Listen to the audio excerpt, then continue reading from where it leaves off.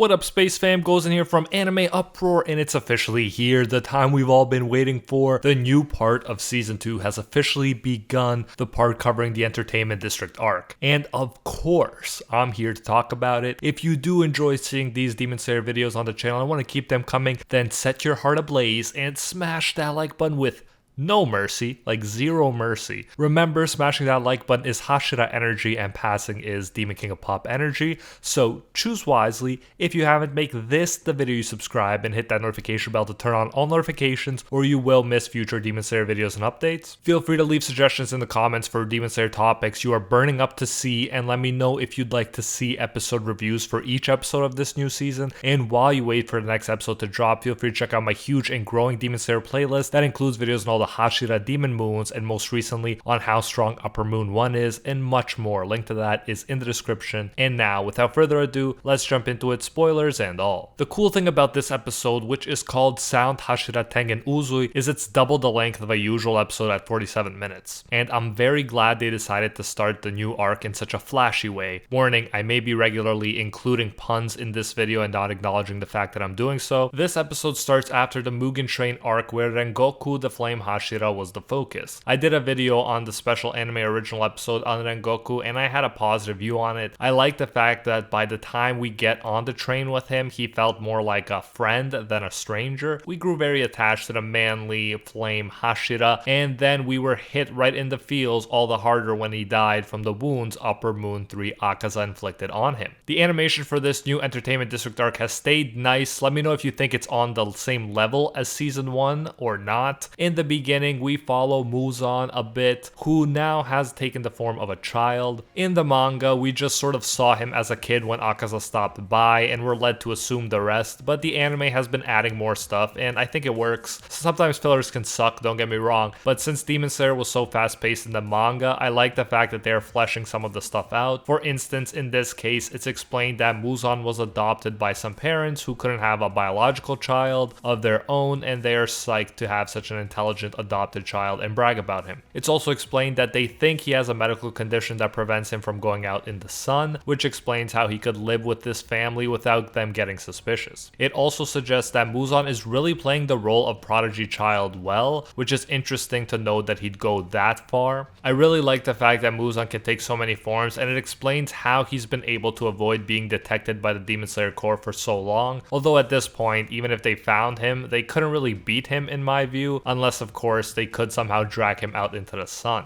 Akaza shows up to see Kid Muzan, and the blue spider lilies are mentioned that may be the key to Muzan becoming immune to the sun, and the fact that Akaza took out a Hashira is mentioned as well. Muzan is infuriated though that Akaza is acting like that's something to brag about, and points out how unacceptable it is that he let the other Demon Slayers go. This is a failure in his mind, and we get a glimpse into his power. Even though Akaza killed Rengoku, one of the strongest Hashira, here he's powerless before Muzan, who is effortlessly making him cough up blood and feel immense pain. It's pretty much implied that unless they escape his grasp somehow, like Tamayo and Nezuko, Muzan can pretty much destroy demons from inside out, which is fitting for the Demon King of Pop. That's pretty much why, even while the Demon Moons change, we can't really see someone replacing Muzan's position as the Demon King. And him being able to overpower Akaza like this, pretty much making Akaza bow before him, also shows how much more the Demon Slayers have to improve if they can ever hope to defeat Muzan and put an end to all demons. Akaza gets upset, punches Tanjiro's sword until it crumbles, and promises to get vengeance against Tanjiro, the boy who stabbed him in the back, literally, and called him a coward. Thus, a very interesting battle is set up for down the line here, Tanjiro vs Akaza Part 2, and I'm very excited for that. We then jump to some less intense stuff like Zenitsu stealing food from Aoi. There is more emphasis on how hard Tanjiro and Inosuke are taking the loss of Rengoku. Tanjiro was told to rest up because of how bad his stomach wound was, but instead he follows Rengoku's crow, and the crow is guiding him to Rengoku's father's house, since Rengoku's father might have the info Tanjiro was searching about in regards to Hinokami. Tanjiro meets up with Senjuro, Rengoku's little brother, and the dad finally shows up. He's a drunk that insults Rengoku's memory, saying he was a fool. He wasn't talented enough, so of course he died. He talks about how everyone's talent is determined at birth, so one should just give up if they're not one of the chosen few like Rengoku. Clearly, this is a disillusioned dude, a pessimist in contrast to Rengoku's undying optimism. This is a common thing we see in shonen, the fate versus hard work question. And although I don't think Demon Slayer is super optimistic about it either, for instance,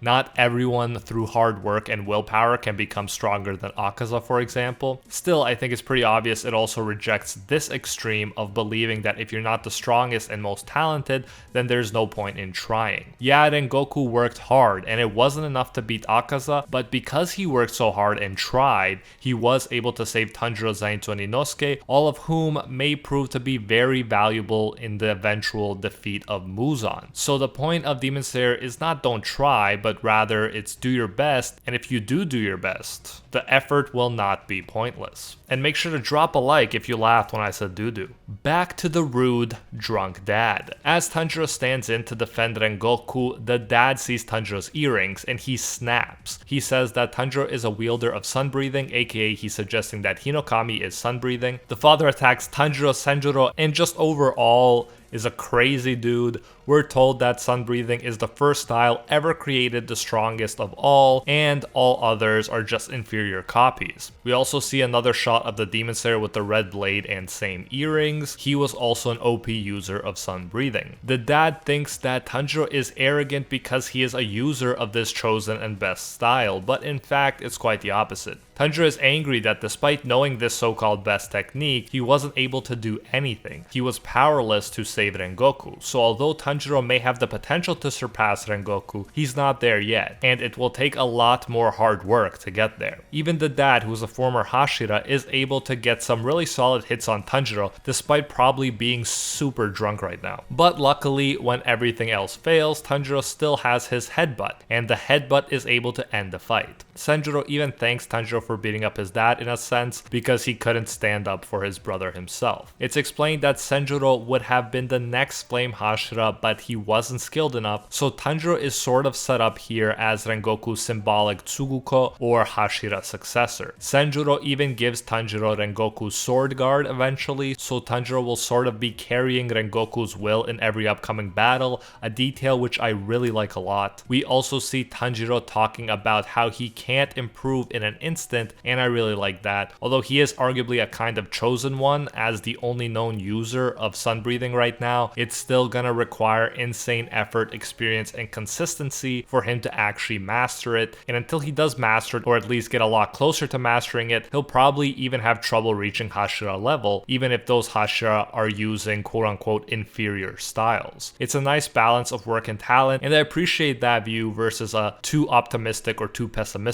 view. Lastly, we get a touching moment where we see that Rengoku's dad is actually feeling a lot of pain inside. He thought Rengoku might resent him after he was so bad to him, but Rengoku just told him to take care of himself. And you really feel it when he breaks into tears and starts crying uncontrollably for his dead son. Clearly, although it doesn't excuse it, his rudeness and drinking is masking his pain. First from his wife's passing, and now from his oldest son's passing as well. First Endeavor and now this guy, I don't know what it is with fire-based dads being so messed up. Oh yeah, and I almost forgot Zuko's dad too, but let's carry on. We then proceed to Tanjiro trying not to get murdered by his swordsmith for losing his sword. He is saved by none other than Aoi, and that's another part which was expanded on. The running was definitely longer than in the manga, and I like how they gave Aoi a bit more attention and focus here too. Even though she's not a fighter, she's showing how useful she can be, and in this case, she knew the swordsmith's favorite food and gave it to him to calm him down. We then proceed to see our main characters recovering and training. Zenitsu, of course, is motivated by Nezuko. He begged for a lock of Nezuko's hair, saying he'd do his best on solo missions if he got it. Now tell me in the comments, is that creepy or is that sweet? I have no idea. And he also just screamed her name when he needed motivation, which was hilarious. Clearly, the Zenitsu and Nezuko ship is being built up quite a bit here, and I appreciate that. Although we could use some more from Nezuko's side, not just Zenitsu's. We also see Tanjiro and Nezuko go on an anime-only mission where they need to take out a kind of demon with insect-like limbs. It's some much-needed action since we had very little demon slaying in this almost hour-long special episode. The insect demon gets cornered and Tanjiro beats him with water breathing, not even needing to resort to sun breathing, and it was nice seeing Tanjiro finish the demon off. I enjoyed the way he shifted back to to slice his head. Very aesthetically pleasing. Was this demon conflict revolutionary or especially good? Not really, but it was an appreciated addition since obviously there were missions in the manga too, they just weren't shown. So it's nice to get a taste of what Tanjiro and Nezuko were up to before the Sound Hashira shows up to kidnap Aoi. As Tanjiro is coming back, he hears Aoi screaming. KnY really shines here because she has to overcome all her prior training, conditioning, and trauma and listen to her heart as Tanjiro told her to. Despite a superior officer ordering her not to interfere, she does anyways and grabs Aoi. It's such a touching moment and builds the Tanjiro and KnY ship as well. It's hilarious how they all end up jumping on him, and when Tanjiro shows up, it isn't even clear who is bothering whom. Tanjiro goes to use his super effective headbutt again to solve problems, but for once, he misses as Tengen just dodges. I love Tanjiro and how he just refuses to acknowledge someone so mean as a Hashira, and they even call him a pervy dude. And he definitely doesn't help matters when he slaps Aoi's butt before releasing her. At one point, it was kind of hilarious how he just dropped one of the girls when he found out that she wasn't a demon slayer. With his clueless behavior, this guy definitely looks like the Inosuke of the Hashira. It's such an epic moment when Zenitsu and Inosuke show up and all three offer to go in Aoi's place. Zenitsu is freaked out but still offers, and Inosuke is classic confident Inosuke and actually offers to help before Zenitsu. So Inosuke offering to help Aoi, interesting stuff. A third possible ship is building between these two. It is at this point that Tengen tells them that they're going to the entertainment district, and we see a lady demon controlling sashes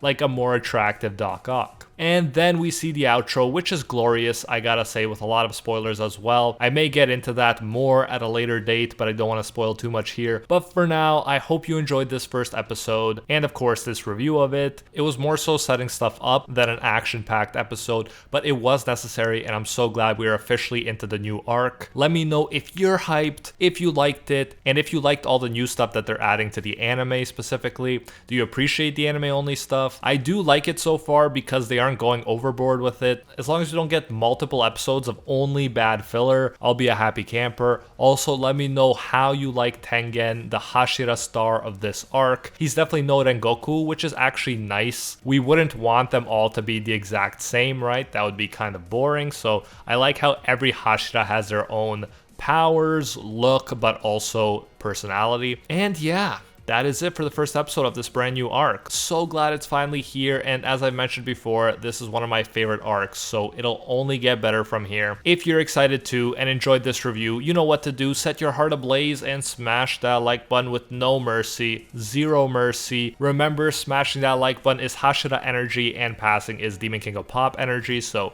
you know, choose wisely. If you haven't yet, make this the video, subscribe, and hit that notification bell to turn on all notifications, or you will miss future Demon Slayer videos and updates. Feel free to leave suggestions in the comments for Demon Slayer topics you are burning up to see, and let me know if you'd like to see episode reviews for each episode of this new season. And while you wait for the next episode to drop, feel free to check out my huge and growing Demon Slayer playlist that includes videos on all Hashira demon moons, most recently on how strong Upper Moon 1 is, and much more. Link to that is in the description. And I especially want to thank the Patron Squad over on Patreon and here on YouTube who help make videos like this one possible. First and foremost, I want to thank the Patron of Legend, the one acknowledged by Lord Twigo himself, Alpha Sigma, and are the 1-tier patrons, the ones who stand atop all clans: Ingrata, Aljatal, Pate, Hefa, the Red-Haired Fox, Hinokami and Water, the Toasted Chi, Corey McGowan, the Spike, Lonely the Car, Dylan Isidore, Spidey Life Tanel, Tungsten Tarkus, Baked Buddhist, Jeremy Cummings, and Cheye Whitley. And our Pro Hero tier patrons, the one and only Gilgamesh, Steelers, Angel Cruz, Very Gucci, Alicia Actor, Bonnie Parks, Joanne Garcia,